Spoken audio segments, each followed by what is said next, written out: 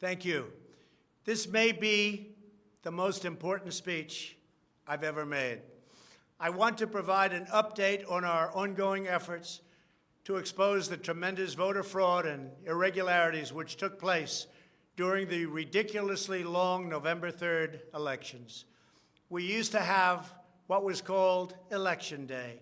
Now we have election days, weeks and months, and lots of bad things happened during this ridiculous period of time, especially when you have to prove almost nothing to exercise our greatest privilege, the right to vote.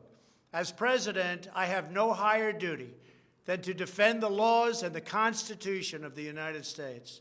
That is why I am determined to protect our election system, which is now under coordinated assault and siege. For months leading up to the presidential election, we were warned that we should not declare a premature victory. We were told repeatedly that it would take weeks, if not months, to determine the winner, to count the absentee ballots, and to verify the results. My opponent was told to stay away from the election. Don't campaign. We don't need you. We've got it. This election is done. In fact, they were acting like they already knew what the outcome was going to be. They had it covered, and perhaps they did, very sadly for our country. It was all very, very strange. Within days after the election, we witnessed an orchestrated effort to anoint a winner, even while many key states were still being counted. The constitutional process must be allowed to continue. We are going to defend the honesty of the vote by ensuring that every legal ballot is counted and that no illegal ballot is counted. This is not just about honoring the votes of 74 million Americans who voted for me. It's about ensuring that Americans can have faith in this election and in all future elections. Today, I will detail some of the shocking irregularities, abuses, and fraud that have been revealed in recent weeks. But before laying out just a small portion of the evidence we have uncovered, and we have so much evidence, I want to explain the corrupt mail-in balloting scheme that Democrats systematically put into place that allowed voting to be altered, especially in swing states, which they had to win. They just didn't know that it was going to be that tough because we were leading in every swing state by so much, far greater than they ever thought possible. While it has long been understood that the Democrat political machine engages in voter fraud from Detroit to Philadelphia to Milwaukee, Atlanta, so many other places. What changed this year was the Democrat Party's relentless push to print and mail out tens of millions of ballots sent to unknown recipients with virtually no safeguards of any kind.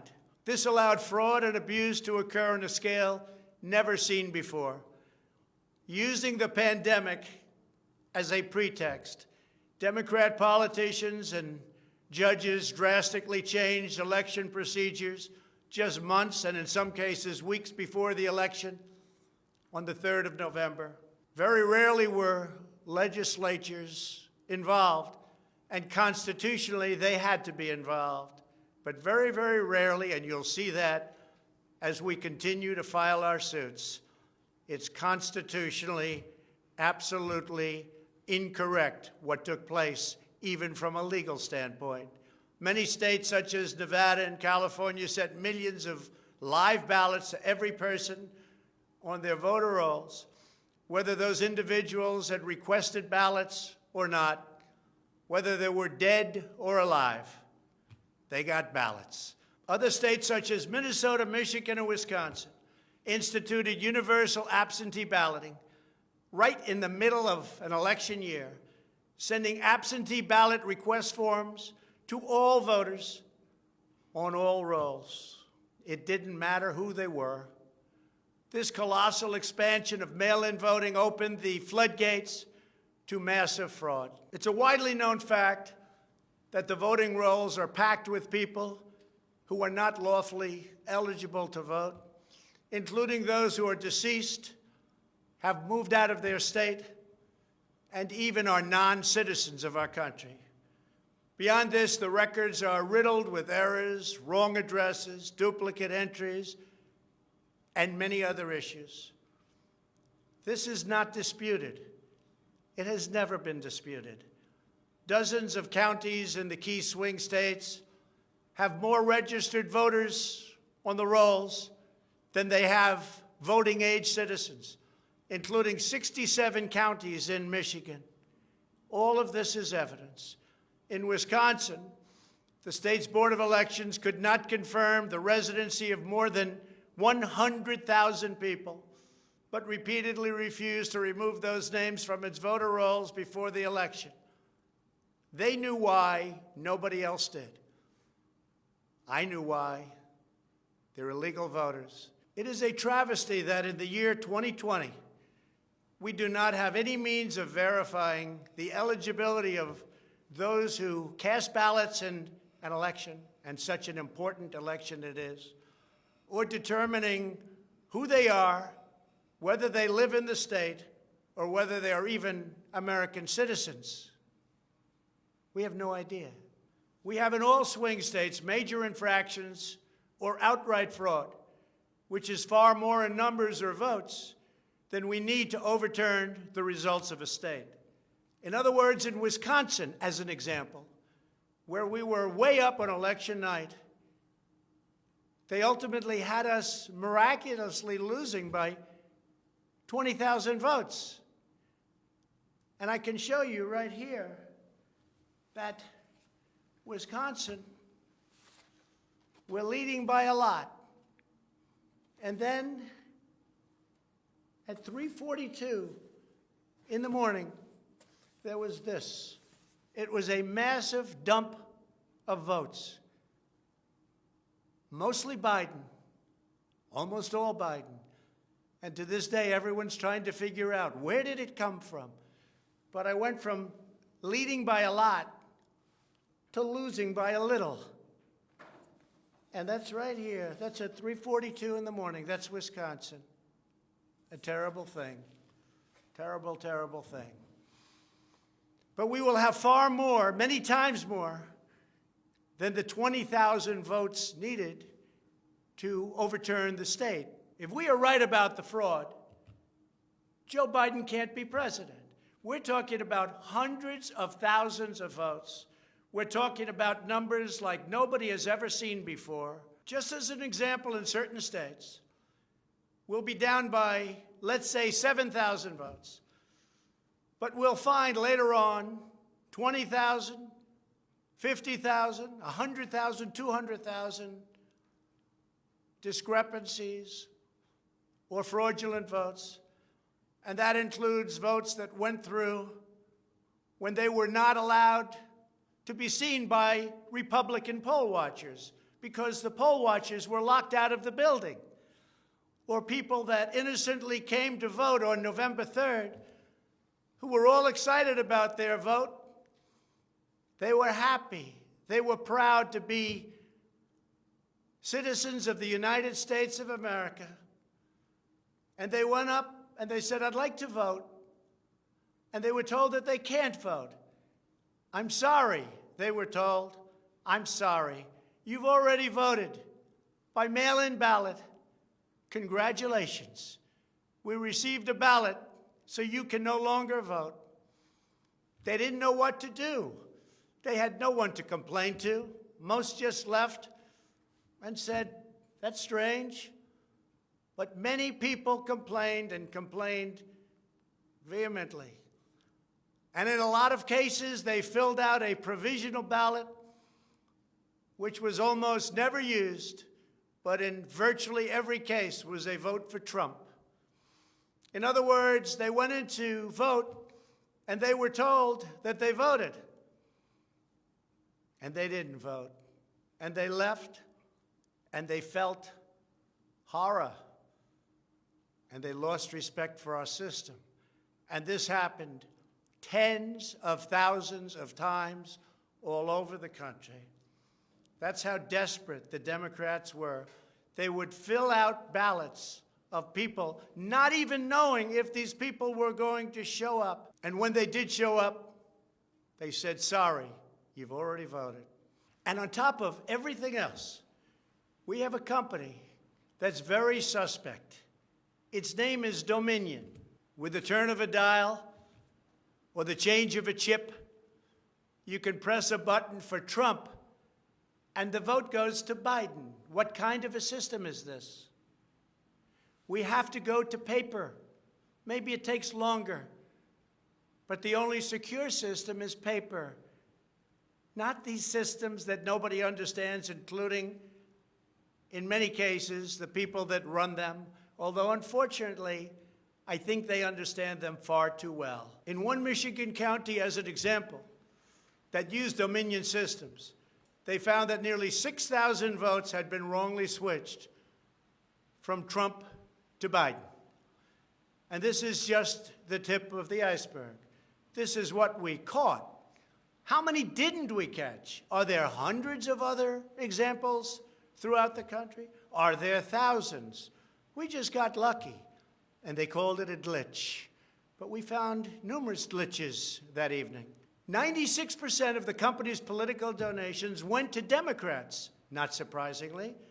And frankly, when you look at who's running the company, who's in charge, who owns it, which we don't know, where are the votes counted, which we think are counted in foreign countries, not in the United States, Dominion is a disaster. Election authorities in Texas have repeatedly blocked the deployment of Dominion systems due to concerns about security vulnerabilities and the potential for errors and outright fraud. Every district that uses Dominion systems must be carefully monitored and carefully investigated, but not only for the future. Right now, we're worried about the present and what went on with an election that we won without question. Under my lead, the Republicans won almost every state house in the United States, which they weren't expected to do. We won up to 16 seats in the House. The numbers are still being tabulated because there are 9 seats that nobody really knows. They don't know. They're still, 2 weeks later, still under consideration because it's a mess. Republicans were supposed to lose many seats, and instead they won those seats in the House. And a very important election that's coming up will determine whether or not we hold the Senate. David Perdue and Kelly Loeffler are 2 tremendous people. Unfortunately, in Georgia, they're using the same horrible Dominion system. And it's already been out that hundreds of thousands, think of it, hundreds of thousands of absentee ballots have been requested. You check it out, who's requesting those ballots. The difference is it's one state, and we will have our eyes on it like nobody's ever watched anything before, because we have to win those 2 Senate seats. The tremendous success we had in the House of Representatives and the tremendous success we've had so far in the Senate, unexpected success all over the country and right here in Washington. It is statistically impossible that the person, me, that led the charge lost. The greatest pollsters, the real pollsters, not the ones that had us down 17 points in Wisconsin when we actually won, or the ones that had us down 4 or 5 points in Florida and we won by many points, or had us even and down in Texas and we won by a lot. Not those pollsters, but real pollsters, pollsters that are fair and honest, said we can't understand a thing like this. It's never happened before. You led the country to victory, and you were the only one that was lost. It's not possible. The Speaker of the House of a certain state said, "Sir, I expected to lose my seat, and instead, because of you and because of that incredible charge and all of those rallies, We got a tremendous victory, and everybody knows it. You were much more popular than me, sir, except I got many more votes than you did. And it's impossible that that happened. There is something wrong. I'll tell you what's wrong: voter fraud. Here's an example. This is Michigan. At 6:31 in the morning, a vote dump of 149,772 votes came in unexpectedly. We were winning by a lot. That batch was received in horror. Nobody knows anything about it. By the way, there's your line. This is one of many. Here's what is normal. And all of a sudden, look at that. This is normal, normal. Look, even here, normal. And then boom, all of a sudden, I go from winning by a lot to losing a tight race. It's corrupt. Detroit is corrupt. I have a lot of friends in Detroit. They know it. But Detroit is totally corrupt. Look at this. Look at this. That's at 6:31 in the morning. Unexpectedly came in. In the recent recount in Georgia, which means nothing because they don't want to check signatures. And if you're not going to check signatures in Georgia, it doesn't work. But we have a Secretary of State and a governor who made it very difficult to check signatures. Why? You'll have to ask them. But without a signature match or check, it doesn't matter. They found thousands and thousands of votes that were out of whack, all against me. This was during a recount that I didn't even think mattered. They found many thousands of votes, and that recount didn't matter. The one that matters is the one that's going on now. That because of the fact it's so close, they had to, by law, give another recount. But the recount has to be a recount where they check the signatures. Otherwise, they're just checking the same dishonest thing. It won't matter. In this case, the signatures on envelopes are the only thing that is relevant.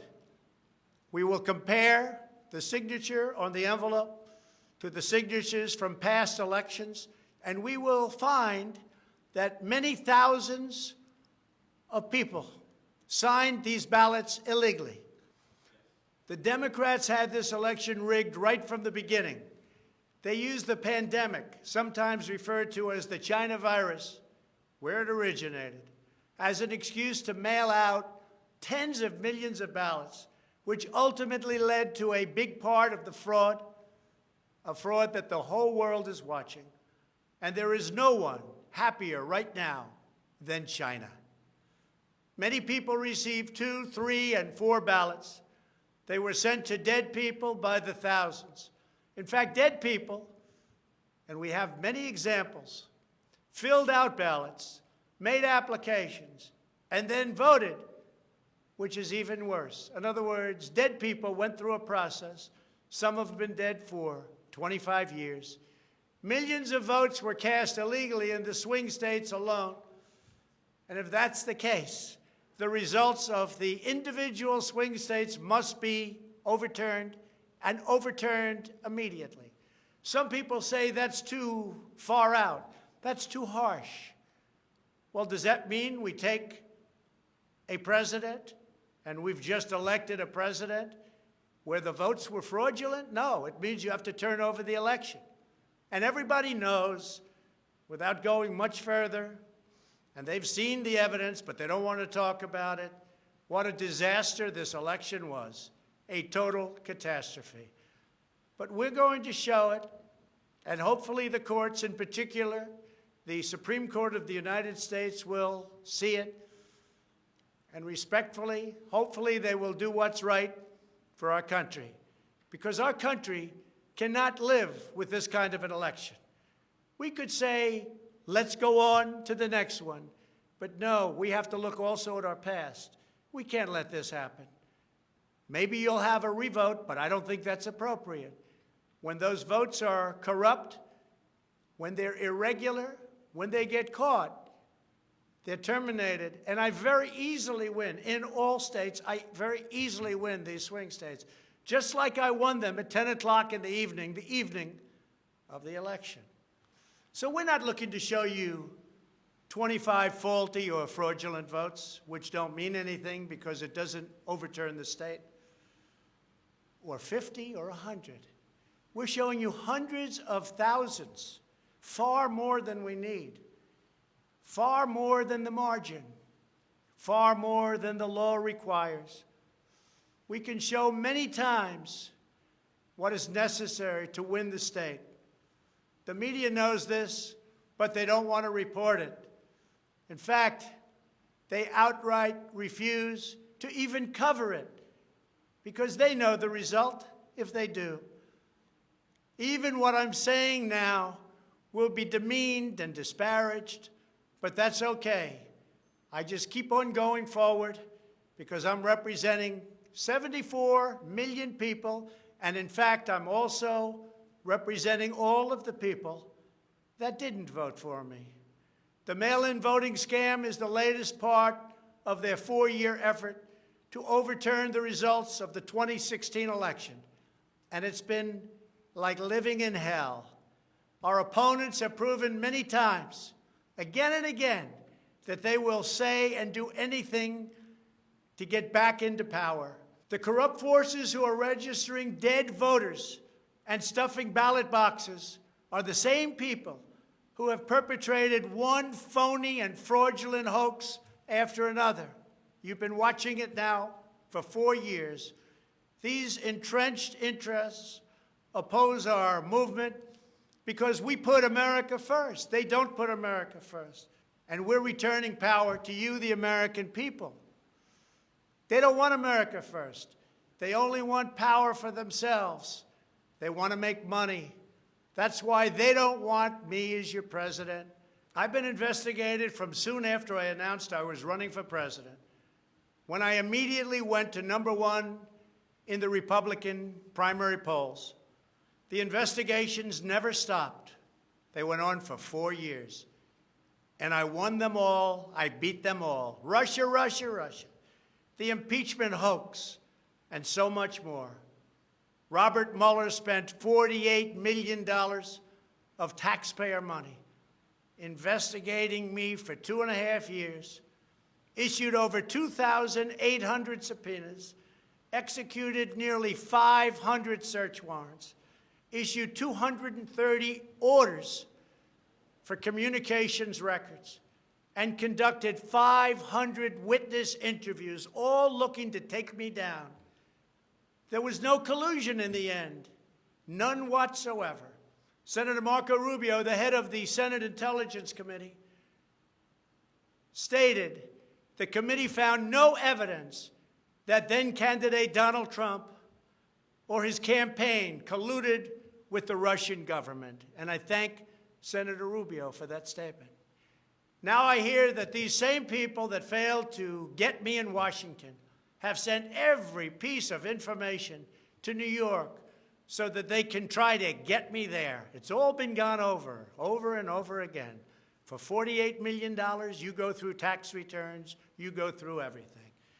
The New York Attorney General, who recently ran for office, campaigned without knowing me, stating, "We will join with law enforcement and other attorneys general across this nation in removing this president from office." I never met her. It's important that everybody understand, she said, that the days of Donald Trump are coming to an end. And all it's been is a big investigation in Washington and New York and any place else that can investigate, because that's what they want to do. They want to take not me, but us down. And we can never let them do that. Everything's been looked at. A friend of mine who's very smart said, "You've probably seen more than anybody else. You've probably been investigated more than anybody else. And for you to come out with a clean bill of health makes you probably the cleanest person in this country." Some people in this administration, but fortunately not all, have been beaten down and disparaged. They just disappeared. Nobody knows what happened to them. Why aren't they active? Why aren't they involved? There's so much to be involved in. The corruption is so rampant. They just couldn't take it anymore. They were threatened by Democrats with impeachment, and horrible things were said about them, and they're good people.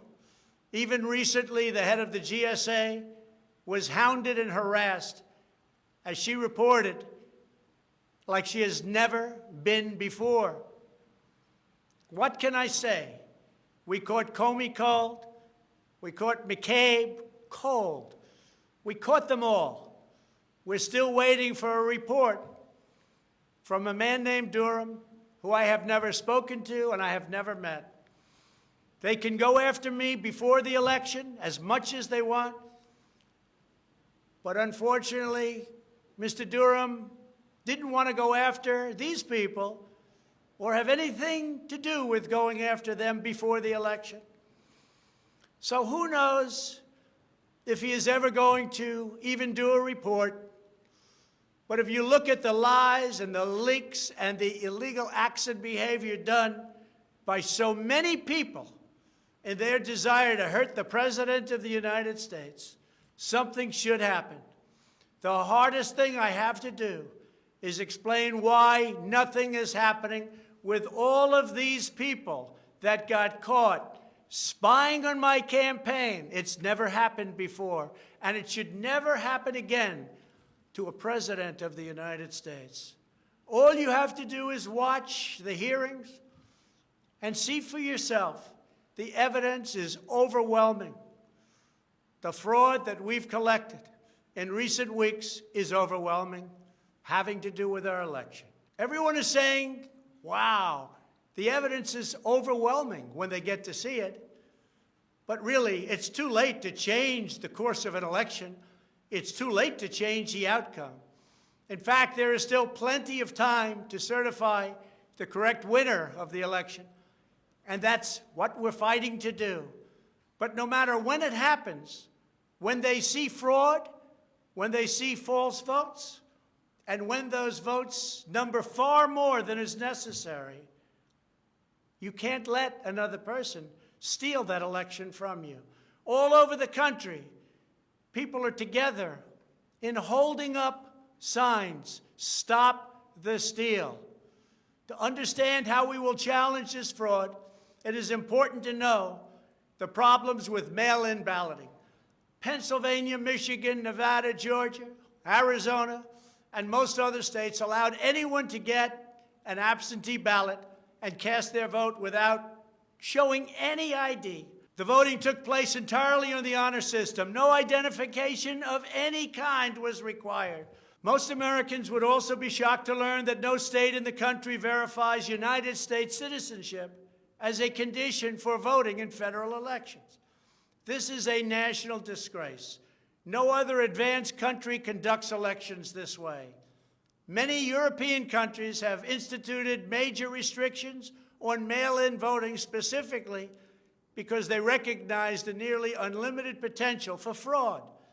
Out of 42 European nations, all but 2 prohibit absentee ballots entirely for people who reside inside the country, or else they require those who need absentee ballots to show a very, very powerful ID. Throughout the Democrat effort to dramatically expand mail-in voting, the Democrat Party leaders were also feverishly working to block measures designed to protect against fraud, such as signature verification, residency verification, or voter ID, and citizenship confirmation was almost unthought of that we should ask for it. Can you believe this? These are not the actions of people who want fair elections. These are the actions of people who want to steal elections, who are willing to create fraud. The only conceivable reason why you would block common sense measures to verify legal eligibility for voting is you are trying to encourage, enable, solicit, or carry out fraud. It is important for Americans to understand that these destructive changes to our election laws were not a necessary response to the pandemic. The pandemic simply gave the Democrats an excuse to do what they have been trying to do for many, many years. In fact, the very first bill that House Democrats introduced when Nancy Pelosi became Speaker was an attempt to mandate universal mail-in voting and eliminate measures such as voter ID, which is so necessary. Dramatically eroding the integrity of our elections was the Democrats' #1 priority for a simple reason. They wanted to steal the 2020 presidential election. All of the Democrat efforts to expand mail-in balloting laid the groundwork for the systematic and pervasive fraud that occurred in this election. In Pennsylvania, large amounts of mail-in and absentee ballots were processed illegally and in secret in Philadelphia and Allegheny counties without our observers present. They were not allowed to be present. In fact, they weren't even allowed in the same room. They were thrown out of the building, and they looked from outside in, but they had no way of even seeing because there were no windows, and the windows that were there were boarded up. Democrats even went to the Pennsylvania Supreme Court to block observers from receiving access. There is only one possible reason that the corrupt Democrat political machine would oppose transparency during the vote counting. It's because they know they are hiding illegal activity. It's very simple. This is an egregious, inexcusable, and irreversible harm that stains the entire election. Yet this unprecedented practice of excluding our observers, our vote watchers, as some people call them, occurred in Democrat-run cities and key states all across the nation. Here are just some of the additional facts that we've uncovered. Many voters all across Pennsylvania received 2 ballots in the mail, and many others received mail-in ballots for which they never applied. So many got ballots, they didn't even know what they were for. And again, so many received more than 1 ballot, in some cases more than 2 ballots. And they happened to be, for the most part, Democrats. In Fayette County, Pennsylvania, multiple voters received ballots that were already filled out. They didn't know what happened. In Montgomery County, Pennsylvania, a poll watcher overheard unregistered voters being told to return later to try to vote under a different name. Tens of thousands of voters across Pennsylvania were treated differently based on whether they were Republicans or Democrats. Voters who submitted flawed ballots in some Democrat precincts were notified and asked to fix their ballots, while Republican precincts, and in particular Republican voters, were not so notified, which plainly violates the Equal Protection Clause of the United States Constitution. If you are a Democrat, we're going to fix up your ballot, make sure it's perfect. If you are a Republican, don't even talk about it. In Michigan, a career employee of the city of Detroit witnessed city workers coaching voters to vote straight Democrat while accompanying them to watch who they were voting for, violating the law and the sanctity of the secret ballot. You can't do that. The same worker says she was instructed not to ask for any ID and not to attempt to validate any signatures. She was also told to illegally backdate ballots, many, many ballots, received after the deadline. This is something that is so unconstitutional. And she estimates that thousands and thousands of ballots were improperly backdated by her and many others. Other witnesses in Detroit also saw election officials counting batches of the same ballots many times, as well as illegally duplicating ballots. One observer testified to seeing boxes and boxes of ballots, all bearing the same signature. Another observer in Detroit gave sworn testimony that he saw countless invalid ballots that did not belong to properly registered voters, and then witnessed election workers in Wayne County entering fake birth dates into the system in order to illegally count them. Witnesses have signed sworn affidavits. In other words, you go to jail if you lie. testifying that after election officials announced the last absentee votes had been received, a batch of tens of thousands of ballots arrived, many without envelopes, all voting for Democrats. In Wisconsin, a record number of voters were categorized as indefinitely confined, a status reserved for severely disabled individuals, also for the elderly, that allow them to vote without showing ID. Last year, approximately 70,000 people claimed this status statewide. This year, the number miraculously was nearly 250,000 voters after election officials in Milwaukee and Dane counties, a couple of the most corrupt political places in our country, urged citizens to improperly register under this status. And register they did in levels that don't exist.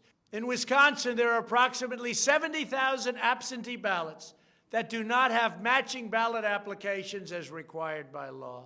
In Georgia, 9 observers have testified to seeing countless irregular ballots without the creases or typical markings indicating that the ballots did not arrive in envelopes as required. A poll watcher in Fulton County estimated that approximately 98% of the large number of unusually pristine ballots that she witnessed were for Biden, a highly unusual number. In addition, thousands of uncounted ballots were discovered in Floyd, Fayette, and Walton counties weeks after the election. And these ballots were mostly from Trump voters. They weren't counted. They were from Trump voters. In Detroit, everybody saw the tremendous conflict and the horrible way that the 2 Republican canvassers were treated, so horribly, because they wouldn't vote when they saw that 71% of the precincts didn't balance. And also, there were more votes than there were voters. Think of that. You had more votes than you had voters. That's an easy one to figure. And it's by the thousands. In Arizona, in-person voters whose ballots produced error messages from tabulation machines were told to press a button that resulted in their votes not being counted. Also in Arizona, the Attorney General announced that mail-in ballots had been stolen from mailboxes and hidden under a rock. In Clark County, Nevada, where most of the state's voters reside, the standards for matching a signature using the signature verification machine were intentionally lowered to allow large numbers of ballots to be counted that otherwise would never have passed muster. This machine was set at the lowest level. According to one report, in order to test the process, 9 voters in Clark County cast ballots with intentionally incorrect signatures, and 8 of the 9 ballots were accepted and counted. They said you could sign your name as Santa Claus, and it would be accepted. Last week, the Clark County Commission threw out the results of a local election after the registrar reported finding, quote, discrepancies that we can't explain. Also in Nevada, some voters were entered into a raffle for more than a dozen gift cards worth as much as $250 if they could prove they had voted. This took place on Indian reservations. One of the most significant indications of widespread fraud is the extraordinarily low rejection rates for mail-in ballots in many key states. These are the states that I had to win. In swing state after swing state, the number of ballots rejected has been dramatically lower than what would have been expected based on prior experience. That means years and years of voting. In Georgia, just 0.2%, that's substantially less than 1%, of mail-in ballots have been rejected. In other words, almost none have been rejected. They took everything. Nothing was rejected practically, compared to 6.4% in 2016, and there are those that think that 6.4 was a low number. So think of it. Almost none were rejected. And the previous election, 6.4% were rejected. We have seen similar declines in Pennsylvania, Nevada, and Michigan. Ballots weren't rejected, especially if they happen to be in Democrat areas. These irregularities are inexplicable unless there is a deliberate effort to accept ineligible ballots or fraudulent ballots. In Pennsylvania, the Secretary of State and the state Supreme Court, in essence, abolished signature verification requirements just weeks prior to the election in violation of state law. You're not allowed to do that. It has to be approved by the legislature. A judge can't do it, a state can't do it, an official can't do it. The only one that can do it is the legislature. The reason for this is clear. They were not verifying signatures because they know the ballots have not been filled out by the voters in whose names they were cast. In other words, people filled them out that had nothing to do with the names on the ballot. A simple recount of the ballots under these circumstances only compounds the fraud.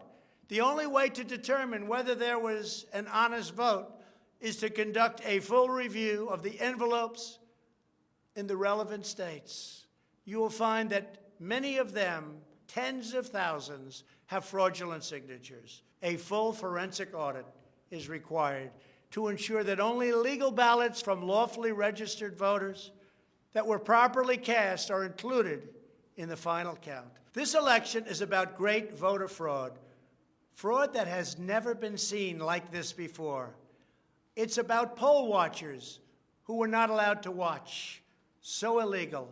It's about ballots that poured in, and nobody but a few knew where they came from, but they were counted, and they weren't for me. It's about big leads on election night, tremendous leads, leads where I was being congratulated for a decisive, easy victory, and all of a sudden, by morning or a couple of days later, those leads rapidly evaporated.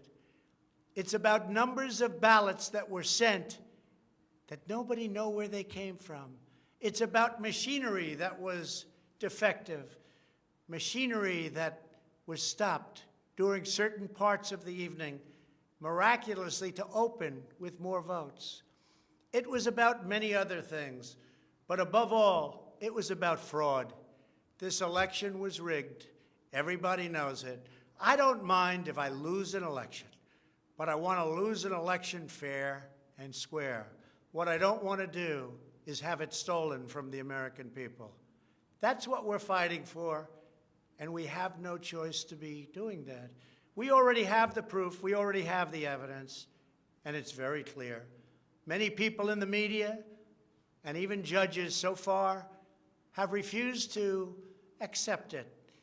They know it's true. They know it's there. They know who won the election, but they refuse to say, you're right. Our country needs somebody to say you're right. Ultimately, I am prepared to accept any accurate election result, and I hope that Joe Biden is as well. But we already have the proof.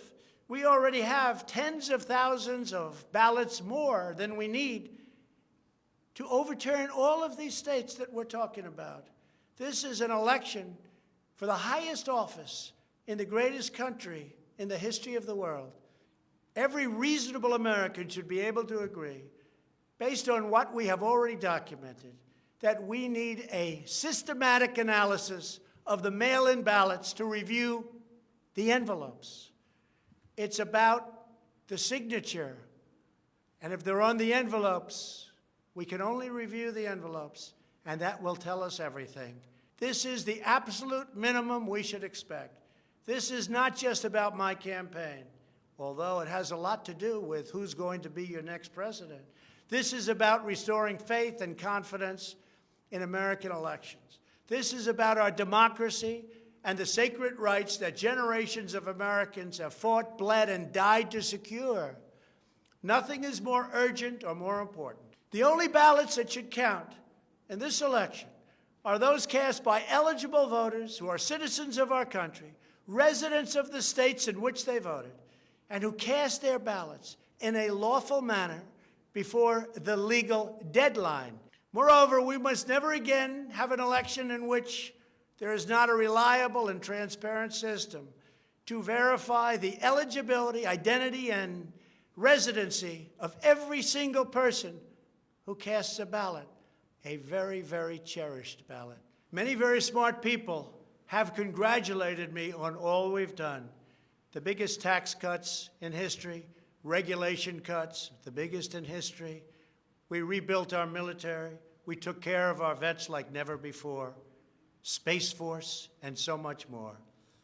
But then they went on to say, as big and as important as these events were, the single greatest achievement in your presidency will be exactly what you're doing right now, voter integrity for our nation. It's more important than any of the things that we discussed. If we don't root out the fraud, the tremendous and horrible fraud that's taken place in our 2020 election, we don't have a country anymore. So with the resolve and support of the American people, we will restore honesty and integrity to our elections, and we will restore trust in our system of government. Thank you, God bless you, and God bless America.